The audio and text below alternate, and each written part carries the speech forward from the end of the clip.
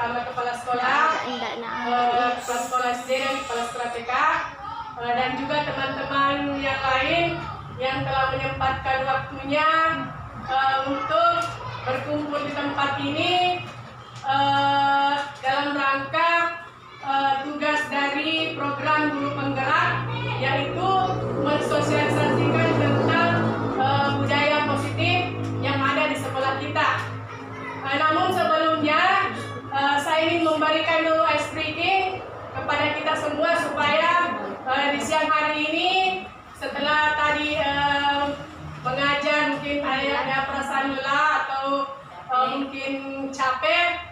Sekarang saya minta teman-teman sekalian untuk berdiri dulu. Saya mendapat ice breaking dulu waktu di Makassar bersama kepala sekolah dulu ya. Nah, caranya seperti ini. Yang nanti pemenangnya saya kasih hadiah. Saya kasih hadiah nanti untuk pemenangnya. Jadi caranya seperti ini. Saya akan menunjuk langsung satu orang misalnya. Kita menghitung 1, 2, 3, 4 sampai 8. Kalau hitungan 4 tepuk tangan. Kemudian di sampingnya misalnya 1, 2, 3. Nggak usah bilang, langsung tepuk tangan. Kemudian 4 ya, kemudian 5, 5, 6, 7, 8, tepuk tangan lagi. Jangan kita delapan. Ya, tepuk tangan lagi. Kemudian lanjut pengaji 1, 2, 3, 4, tepuk tangan lagi. Mulai dari sini. Ya, sampai kemudian kalau 4 berarti dilanjut 5. Biasanya kalau 5 sudah spontan kita langsung bilang 1 lagi kembali. Boleh. Kalau 4 dilanjut 5. Itu putakannya 4 mulai. Ya, 4 dengan 8. Ya, sudah mengerti? Boleh. Yang salah bisa keluar. Dan yang terakhir nanti itulah yang menjadi pemenangnya. Yes. Ya, oke? Ya, Dino. Oke. Tidak mutlak saya menghitung dari yang pertama. Saya menunjuk dari tengah. Oke. 1. 2, 3. Ayo keluar. Ya, baik-baik. Aku saya.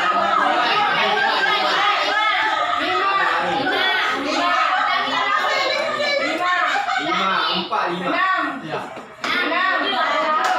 8, mulai 1, ulangi rutinnya, ulang rutinnya.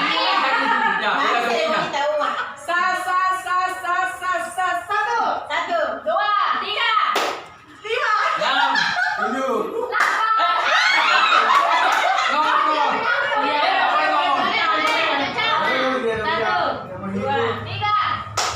Satu.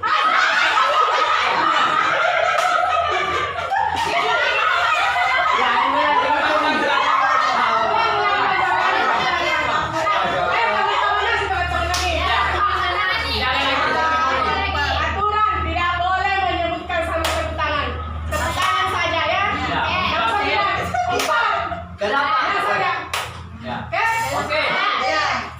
1, 1.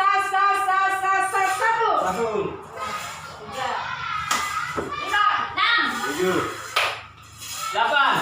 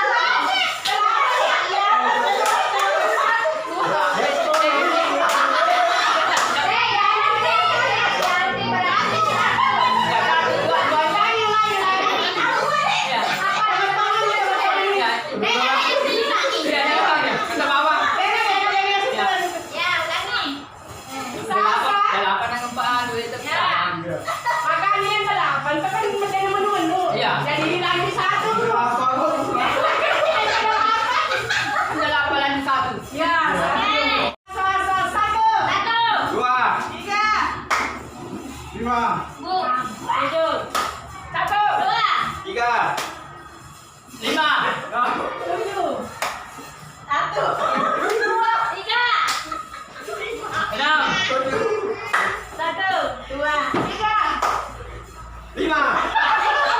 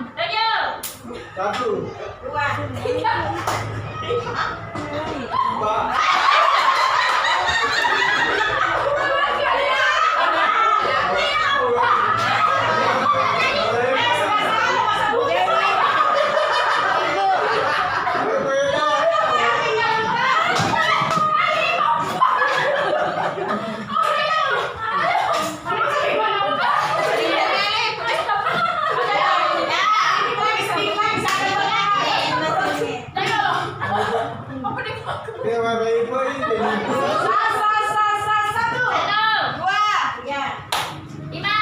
enam, tujuh, Satu. dua, tiga, Lima. tujuh. Satu. Ya mu. Ya mu.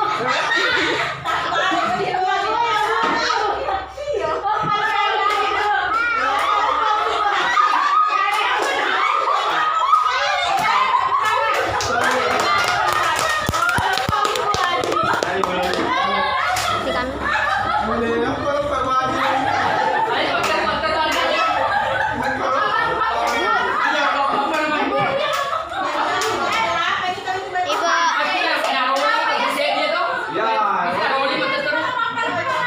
Bukan ice breaking, sangat seru. Jadi ice breaking ini kami dapatkan waktu di hotel. Bayangkan Bapak Ibu, berapa banyak orang di hotel, betapa ramainya. Sedangkan kita di sini hanya beberapa orang, itu sudah ramai. Dan di hotel dulu betul-betul lebih cepat daripada ini. Itu Prof. Dr. Mansur yang melakukan ini. Jadi siang ini saya akan mengenalkan tentang budaya positif. Budaya positif itu termasuk dengan lingkungan belajar yang ada di sekolah kita. Bagaimana kita menciptakan budaya-budaya positif yang ada di sekolah kita. Nah, Bapak Ibu, sebelum kita melanjutkan sesi selanjutnya, saya mau tanya Bapak Ibu, apa impian Bapak Ibu di kelasnya? Apalagi di kelas kita yang sekarang akan mengadakan pembenahan. Nah, saya mau tanya dulu kepada Bapak Ibu, kira-kira kelas impian Bapak Ibu guru seperti apa? Saya tanya dulu kepada Ibu Anti. Kelas yang nyaman.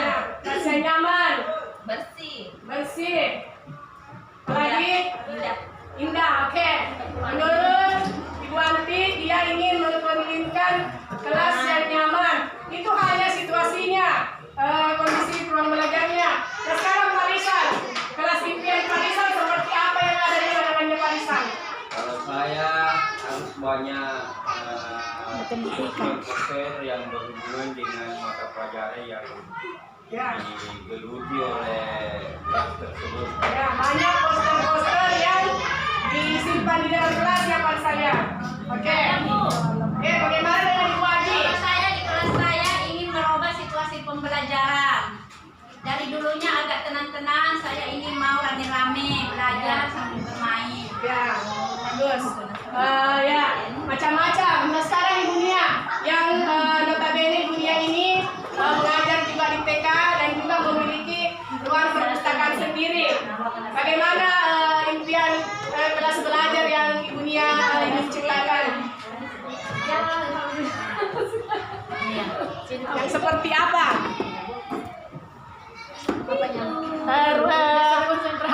Ya. Impian kelas belajarnya Ibu Nia yang seperti apa? Masih mau ditingkatkan sedikit Ya. mengenai ke pelajarannya anak-anak bagaimana ininya. Ya. Nah, sekarang Pak Haji Andi Abbas, kira-kira kelas impiannya seperti apa? Saya menginginkan kelas yang tenang, menyenangkan. Ya, menyenangkan. Mengajar. Iya.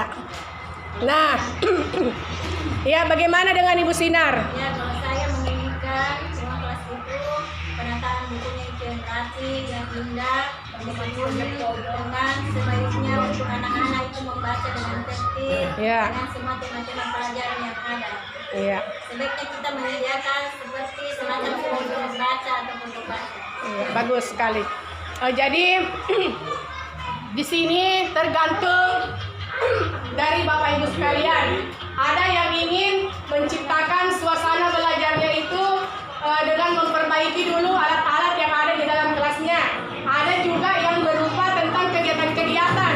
Seperti tadi yang Pak Jani Abbas tadi katakan bahwa dia ingin membuat kelas menyenangkan. Misalnya dengan beberapa permainan, misalnya dengan menciptakan misalnya pengamatan-pengamatan yang bersifat anak-anak mungkin menuju kepada bermain, atau mungkin mengajak anak-anak keluar untuk bermain atau melakukan pengamatan langsung. Nah, di intinya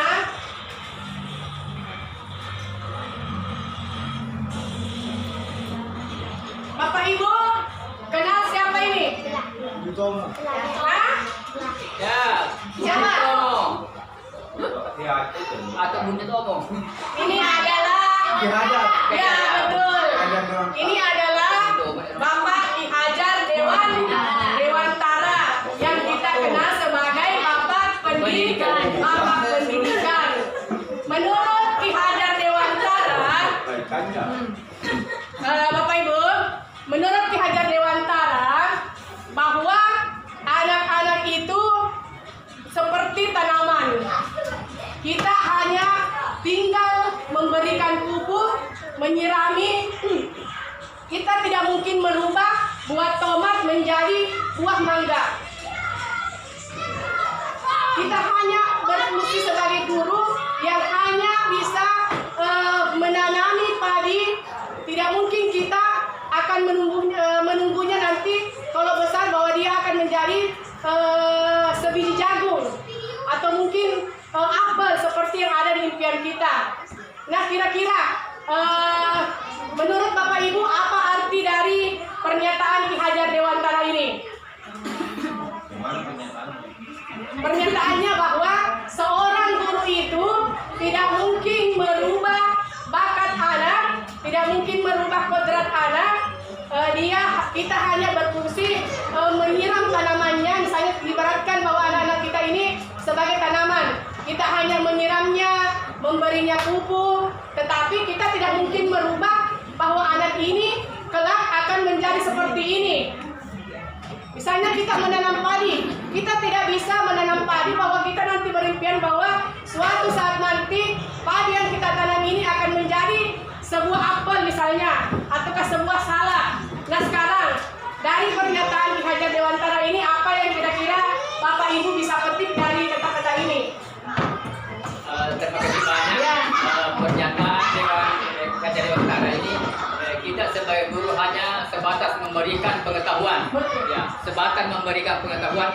Nanti kalau mereka itu dia bisa merubah dirinya, kalau pengetahuannya yang apa yang dapatkan itu dia bisa mendapatkan suatu hasil. Istilahnya kita hanya menyiram. Itu masalah tumbuhnya, bukan masalah kita tentukan. Bagus Seperti sekali itu, ya. Pak Bun, bagus sekali.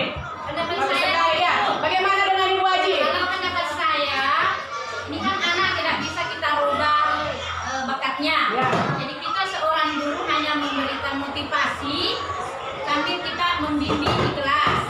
Kita hanya mengarahkan Ya, bakat apa yang dia inginkan. betul, betul. Terima kasih. Ya, saya sependapat sekali dengan Ibu Haji dan Pak Bukan. Nah, bagaimana teman-teman yang lain? Mungkin ada pendapat sendiri ya, oke. Cara tugas kita sebagai guru itu Ya. adalah mendidik, mengarahkan, kemudian moral itu untuk diperbaiki. Nah, bagus sekali. Kalau kajian di atas dia mengarah kepada moralnya, karakternya anak-anak. Ya, bagus sekali.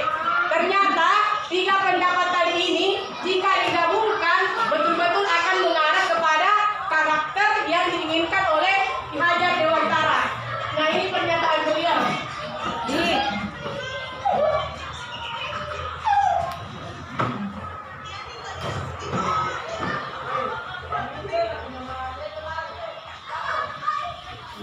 Nah, ini. Kita ambil contoh perbandingannya dengan hidup tumbuh-tumbuhan seorang petani.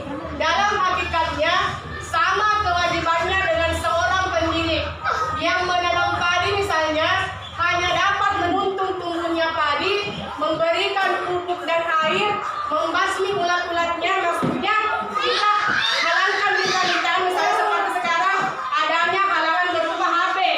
Kita mungkin bisa memberikan sedikit nasihat-nasihat kepada siswa, membimbingnya sedikit demi sedikit bagaimana supaya mereka semua tetap main HP, tetapi pelajaran mereka juga tidak terbengkalai. Ya, ini yang dimaksud dengan membasmi ulat-ulat atau jamur-jamur yang mengganggu hidup tanaman padi dan lainnya dan lain sebagainya. Ini menurut Ki Hajar Dewantara. Nah, selanjutnya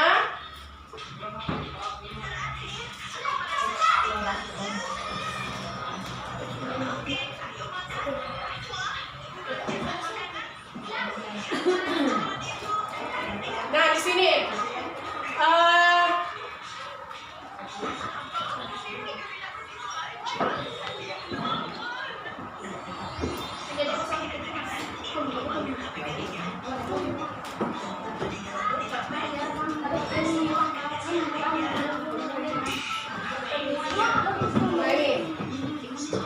menurut Ki Hajar Dewantara, beliau ini ingin menciptakan suasana kelas yang siswa-siswanya merdeka belajar. Dalam artian merdeka belajar bahwa mereka dengan bebas mengembangkan dirinya sesuai dengan bakatnya. Kita tidak boleh memaksakan. Misalnya ada siswa yang lebih cenderung ke olahraga, tetapi kita tidak boleh memaksakannya untuk ke seni misalnya.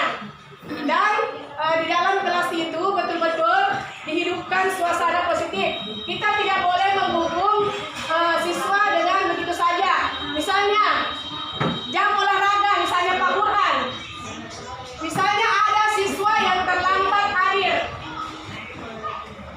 dia menghukum siswa dengan misalnya harus berlari keliling lapangan misalnya sebanyak 5 kali. Bedakan antara hukuman dengan konsekuensi. Konsekuensi kita menghukum siswa tetapi tidak ada hubungannya dengan pelajaran. Misalnya Pak Jandi Abbas misalnya dia menghukum siswa di kelas, misalnya datang terlambat. Dia menghukum siswanya misalnya harus push up. Nah, itu artinya tidak sesuai dengan dia memberikan hukuman. Tetapi beda dengan misalnya dia terlambat siswanya datang ke sekolah. Pak Jandi memberikan misalnya catatan-catatan. Kamu mencatat satu halaman atau kamu mengarang.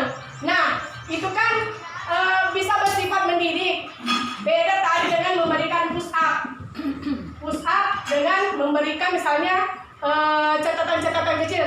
Coba kamu mencatat Ki, karena tadi terlambat Ki, siapa suruh datang terlambat, silahkan kalian mencatat cepat yang satu halaman ini.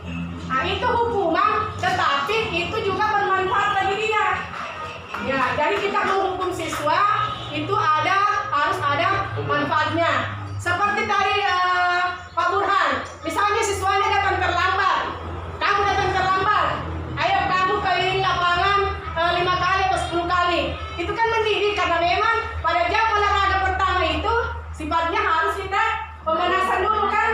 Nah, tapi jika dia memberikan hukuman seperti ini, kamu terlambat, keluar, pungut sampah, kamu harus membersihkan WC sampai bersih, dan besok lagi, itu bersifat hukuman. Beda dengan konsekuensi. Jadi bedakan antara konsekuensi dengan hukuman. Misalnya ada siswa lagi, Wanti misalnya siswanya jarang sekali menulis, tetapi dia suka menggambar. Nah, dia hukumi Wanti.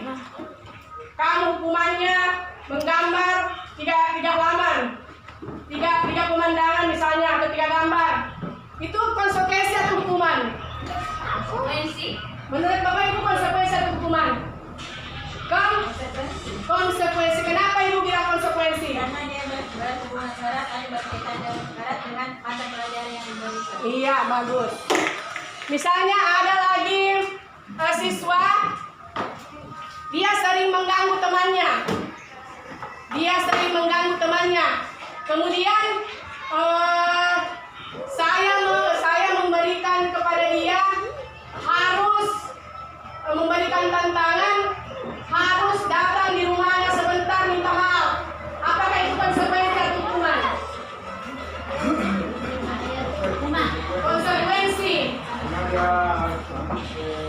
mempertanggungjawabkan ya.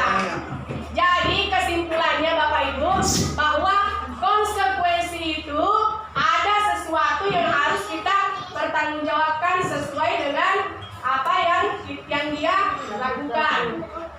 Ya, selanjutnya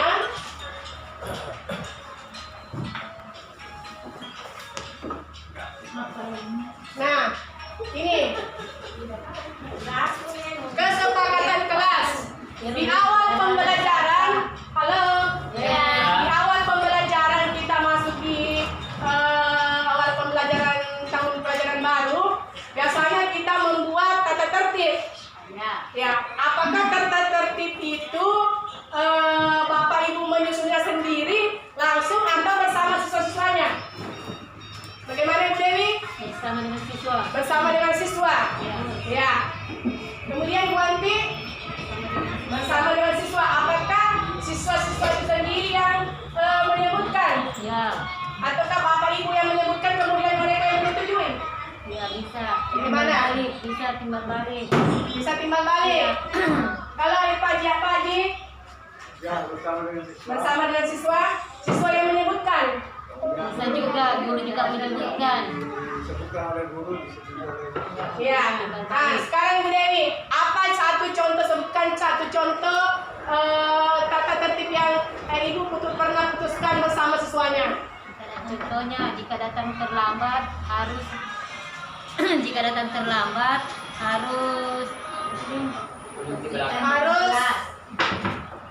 ya, semuanya membersihkan kelas. Ya. Jadi Ibu masukkan di situ tata tertibnya bahwa datang terlambat membersihkan kelas. Ya. Ibu tulis seperti itu. Iya. Oke, baik. Meskipun Nah, sekarang kalau Ibu Anti bagaimana? Apa contohnya? Contoh satu. Kalau tidak mengerjakan PR, Apa konsekuensinya? Dan kita tidak bicara hukuman ya, Ya. kita bicara konsekuensi. Jadi seorang guru itu sebenarnya dilarang untuk memberikan hukuman, apalagi hukuman fisik. Kita hanya memberikan konsekuensi belajar. Bagaimana dengan Bu Anti? Contoh tata tertib yang Ibu berikan tidak mengerjakan PR, apa konsekuensinya? konsekuensinya ditambah PR-nya sedikit. Ditambah PR-nya sedikit. Apakah itu kira-kira bersifat mendidik? Ada manfaatnya? Jika ditambahkan sedikit PR-nya? Nah, supaya dia lebih tertib mengerjakan PR. Oke, baik. Itu menurut keyakinan kita. Bagaimana dengan Pak Burhan yang saat ini adalah guru penjas? Seperti kalau kelas 1 ya, yang biasanya itu masih sifatnya yang terbawa dari rumah, kayak manja. Ya. Saya biasa katakan kalau istirahat ya sepatunya itu dipakai kembali ya, supaya pada saat istirahat itu hal-hal yang bisa terjadi pada kaki langsung tidak mungkin tersulut sepatu dan sebagainya, otomatis sepatu dulu itu tutupinya. Jadi saya akan mengingatkan seperti itu, apalagi olahraga lawan ya, jadi harus pakai sepatu supaya nanti itu ada tertibnya. Jadi itu tata tertib di pelajaran penjas. Nah, Pak Jandi, apa satu kesepakatan kelas yang pernah Bapak buat di kelasnya? Kalau saya biasa saya sampai kepada anak-anak pada jam istirahat itu uang harus dipotongkan. Bila ada siswa yang tinggal di kelas, sesuatu yang bilang, maka yang bersangkutan harus bertanggung jawab. Jadi, apakah Bapak menuliskannya dalam kesepakatan anunya, aturannya, tata tertibnya? Belum. Ya, jadi ada yang sudah dituliskan, ada yang belum. Hanya berupa perjanjian intern di dalam kelas kita sendiri. Nah, saya ingin merubah sedikit sekali, mungkin sudah kita lakukan, tapi kalau bisa menurut yang kami dapatkan bahwa tata tertib kelas itu tidak boleh kita tulis bahwa tata tertib kelas, tetapi kita tulis sebagai kesepakatan kelas. Karena kalau kesepakatan kelas itu, jadi misalnya nanti Bapak Ibu mau membuat tata tertib di dalam kelasnya, kalau bisa dirubah kalimatnya menjadi kesepakatan kelas, karena bukan lagi tata tertib kelas. Karena tata tertib itu sifatnya pasti ada hukumannya, pasti ada hukuman fisiknya. Kita mengarah ke situ ya, dari dulu seperti itu. Nah, kalau kesepakatan kelas, kita kan sepakat antara siswa dengan gurunya. Pasti dia juga sudah berjanji bahwa Bu, saya akan begini. Kalau saya begini pasti saya akan begini nanti. Ya, jadi seperti itu Bapak Ibu. Oke, jadi kalau kesepakatan kelas itu tidak mutlak sama dengan setiap kelas. Tidak. Karena masing-masing kelas itu Betul sekali, kesepakatannya Pak. berbeda. Betul Ya. sekali, betul. Dulu tata tertib sama semua aturannya sama. Ya, betul. Sekolah, Ya, sekolah, sekolah. samanya. Sekarang kesepakatan tidak mutlak satu kelas sama kesepakatannya. Ya. Saya ingin bertanya kepada Ibu Kepala Sekolah, bagaimana kira-kira pandangan Ibu mengenai kesepakatan kelas yang ada di sekolah kita sekarang ini, yang sedang berlangsung? Artinya tiap-tiap kelas. Ya. Kalau saya memantau mulai semua kelas Ya. tentang kesepakatan yang selama ini, saya anggap belum berhasil karena dia belum menjalankan Ya. tentang kesepakatan guru dengan siswanya. Jadi harapan kami selaku kepala sekolah, setelah kita mendengarkan aturan-aturan yang dikeluarkan oleh guru penggerak, maka marilah kita rame-rame untuk merubah apa yang disarankan oleh guru penggerak. Menurut Ibu Kepala Sekolah, kira-kira kesepakatan kelas apa yang paling terutama yang harus ada di dalam setiap kelas? Kesepakatan yang harus ada di dalam setiap kelas, kalau saya, menurut pengamatan, karena selama ini masih ada saya lihat siswa terlambat. Jadi untuk secara keseluruhan, marilah kita membuat kesepakatan dengan siswa itu yang diutamakan tentang kedatangan siswa. Betul sekali. Jadi mungkin dari itu pacuan bagi kita guru-guru yang ada di sini. Jadi kita masukkan semua kesepakatan kelas yang ada di kelas kita.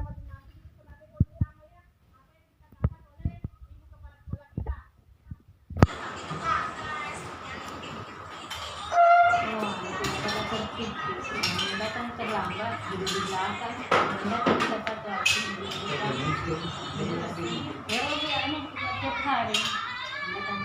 Nah, di sini ada beberapa peraturan. Kira-kira nilai kebaikannya apa? Yang pertama, selalu kembalikan buku ke tempatnya. Ini tentang perpustakaan. Apa kira-kira manfaatnya dunia? Selalu kembalikan buku ke tempatnya. Apa manfaat dari aturan ini? Beberapa aturan yang telah disepakati ya. Misalnya apa dunia? Supaya rapi tubuhnya, Supaya berapi. bukunya rapi. Nah, apalagi? Terus pengembaliannya kalau setiap pinjam buku harus Tepat waktu. Oke. supaya tidak didenda. Oke. Ada denda ya punya ya? Ada 500 rupiah Oke, bagus. Itu uangnya untuk apa? untuk ini. Jadi mana? Ya. Untuk dibikinkan hiasan-hiasan perpustakaan supaya bisa sedikit ada Wah, mantap sekali. Mantap sekali. Nah, yang kedua, dilarang mengganggu orang lain. Kira-kira Pak Haji ada apa sih bisa menjawab? Apa itu? Yang kedua, dilarang mengganggu orang lain. Apa manfaatnya kira-kira tujuan ini? Supaya apa?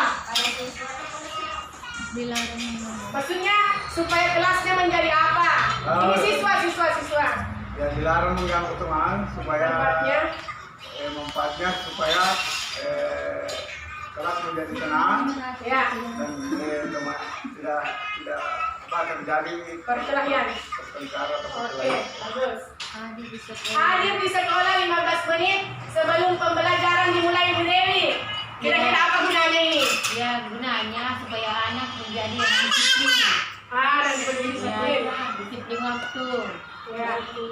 Ya. Ya. Oke, mantap. Dilarang melakukan kekerasan ini tadi sudah dijawab sama pengajar, ada hubungannya ya mengganggu orang lain. Kemudian Pak ini jawaban untuk Pak Burhan. Dilarang menggunakan narkoba atau mungkin merokok Pak Burhan. Terima kasih Apa banyak manfaatnya? bagi guru penggerak ini. Ya. Yang salah ini kali ini terkait dengan ada banyak pelajaran kelas 6. narkoba. Ya. Ini narkoba kita tahu bahwa pada saat kita menggunakan, ya, pada saat kita menggunakan ini memang dianggap barangkali istilahnya mau coba-coba. Ya. Padahal dampaknya narkoba itu sangat luar biasa. Ya. Bukan saja untuk dirinya orang itu yang menggunakan, tapi lingkungan bahkan masyarakat. Ya. Itu dampaknya karena apa, saling terkait. Betul. Ya, yang hubungannya dengan lingkungan masyarakat. Betul. Narkoba ini apalagi kalau macam-macam istri belum bisa mendapatkan uang, kemana didapatkan narkoba tapi narkoba itu uang itu ya. Bisa nasi Ya. berbayar. Ya. Untuk kedepannya itu ilmunya juga anak-anak bisa bisa mandek kalau selalu minum seperti itu. Tidak ada daya kerja. untuk Iya, mantap narkoba. sekali. Ya. Nah sekarang selanjutnya Ibu Anti, saya mau tanya, bergantian atau duduk giliran sama dengan antri? Misalnya antri di depan kantin Ibu Anti, apa manfaatnya itu? Antri di depan kantin misalnya, Supaya apa disiplin, manfaatnya? anak-anak diajarkan untuk berdisiplin. Ya, terus? Jadi untuk teratur. Ya, disiplin supaya mereka juga tidak terjadi juga ya waktu tabrak-tabrak. Pembayaran juga lancar. Pembayarannya juga lancar ya. Iya, tidak bayar. ada ya. Oke. Kantin harus jujur. Nah, ini gunakan masker, mungkin Ibu Aji bisa menjawab. Gunakan masker, tadi barusan diberitahukan. Gunakan masker. Pada siswa itu dianjurkan oleh semua guru menyampaikan ke siswanya menggunakan masker dengan tujuan masker itu adalah sebuah pelindung, ya, sebuah pelindung menurut kesehatan. Artinya di dalam kelas itu kan kita banyak siswa. Ya. Siapa tahu yang satunya ada penyakit, ya, dengan memakai masker inilah sehingga penyakit itu tidak terserang oleh yang tidak sakit. Ya, oke, terima kasih. Dan yang terakhir, berlari di kelas, di depannya itu, di sini, di koridor kelas, di sini di depan kelas, di depan kelas. di kelas. Kira-kira Pak Rizal,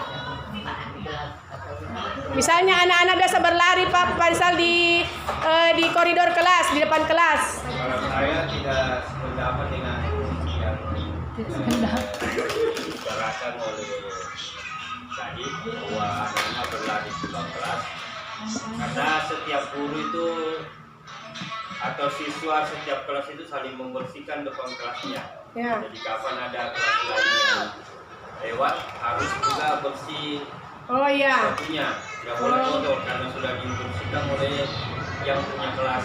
Iya. Terima kasih Pak. Ya. Ternyata manfaatnya bagi Pak Rizal bahwa kelas lain yang sudah dipel di depannya tidak kotor ya menurut dia dan harus melepaskan sepatunya. Oke. Ini yang terakhir. Apa itu? Ya, halo. Piramida. Betul. Ciri-ciri. Ya, sedikit di sini ada restitusi bagaimana menghukum siswa yang melakukan kesalahan misalnya sering mengganggu temannya. Kita mungkin bisa memanggil siswa itu tidak langsung memberikan hukuman di depan siswanya, di depan teman-teman yang lain. Misalnya kita memanggilnya secara baik-baik. Misalnya, ayo nak, kita ada yang ingin saya sampaikan. Jadi selain kita menghukum siswa itu juga tidak malu kepada teman-teman yang lain. Mungkin secara singkat seperti itu. Baik teman-teman, mungkin hanya ini yang bisa saya sosialisasikan. Ternyata banyak sekali hal-hal yang bisa kita lakukan untuk menciptakan budaya-budaya positif. Sebenarnya masih banyak lagi, mungkin pada pertemuan berikutnya kita akan membahas lebih konkret lagi bagaimana menciptakan budaya positif yang ada di sekolah kita. Yaitu tadi yang pertama kita membuat kesepakatan kelas yang ada di sekolah.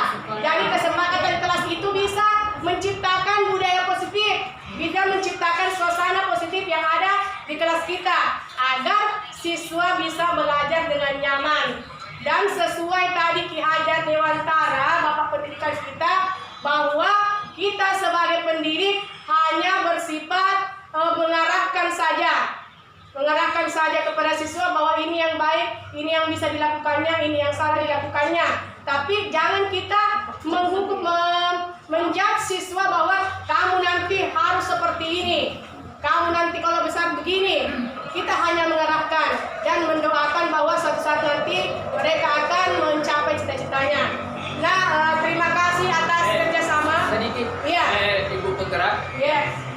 Sehubungan tadi tentang menghukum anak atau Ya. siswa di depan Ya. kelas.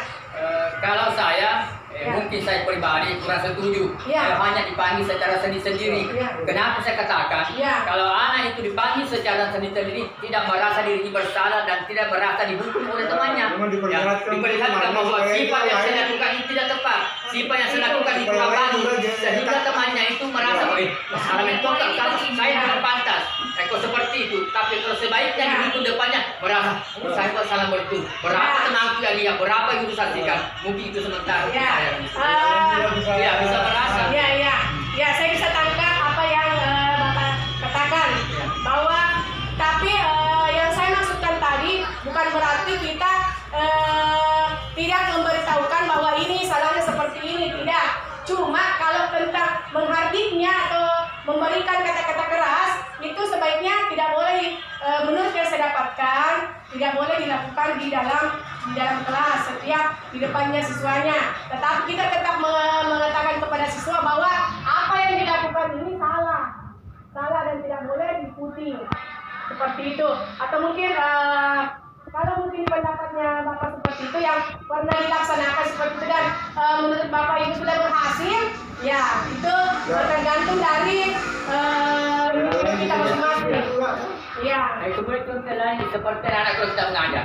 Ya. Mengajar anak yang di belakang itu kadang-kadang kerjaan tidak perhatikan. Saya biasa kadang-kadang tarik ke depan. Ya. Kamu ke depan. Ya. Kenapa? Kalau di belakang kurang perhatikan, kalau depan otomatis dekat dengan kita. Ya, masuk supaya akal, anak Pak. perhatiannya itu pada pelajaran, tidak main-main lagi seperti itu. Ya. Oke, kita sudah dengar itu tergantung individu kita masing-masing. Mungkin Pak Burhan mengatakan seperti itu karena ada alasannya dan memang mungkin sudah mendapatkan bukti bahwa itu berhasil dia dilaksanakan. Begitu juga dengan Pak Jani Abbas. Sedikit dulu Tergantung. Ibu, guru Ya. penggerak dari sekian banyak yang diutarakan oleh guru penggerak Ya. kita, maka saya ingin harapkan kepada kita semua, marilah kita berubah. Ya.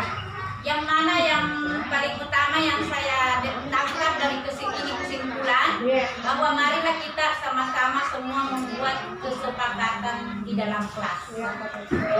Jadi untuk pertemuan pertama ini yang saya mau harapkan dengan adanya guru penggerak yang menyampaikan ke kita. Terima kasih. Terima kasih. Ya, luar biasa sekali apa yang dikatakan oleh Ibu Kepala Sekolah kita. Inilah sumber kekuatan utama dalam satu sekolah, yaitu motivasi dari atasan langsung. Dan semua teman-teman yang lain juga bisa melaksanakan seperti ini, terutama saya sendiri. Baiklah, terima kasih teman-teman sekalian atas waktunya. Semoga hari ini bukan sekedar sosialisasi, tapi bisa membawa manfaat bagi kita semua. Assalamualaikum warahmatullahi wabarakatuh.